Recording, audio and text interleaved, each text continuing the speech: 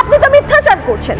ওই মেয়েটি রাত্রিবেলা সন্ধ্যার কিছু পরে, তখন ঘড়ির কাঁটায় 7:58, তখন সে তার হস্টেল থেকে বেরিয়েছিল কোনো প্রয়োজনে, যে কারণেই বেরো।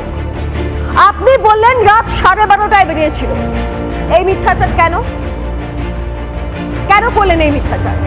এবং সর্বোপরি মেয়েটি বাইরে বেরোবে কিনা, রাত্রে বেরোবে কিনা, কখন বেরোবে সেটা দেখার দায়িত্ব তো আপনার সরকারের। দুর্গাপুর একটা শিল্পাঞ্চল, শিল্প তো গেছে, ওটা বর্তমানে একটা মৃত শহরে পরিণত হচ্ছে, দিকে দিকে জঙ্গল। এ কথা তো নতুন নয়, এ কথা তো সবাই জানে। তাহলে সেখানে যথেষ্ট নিরাপত্তা, যথেষ্ট আলোর ব্যবস্থা কেন নেই?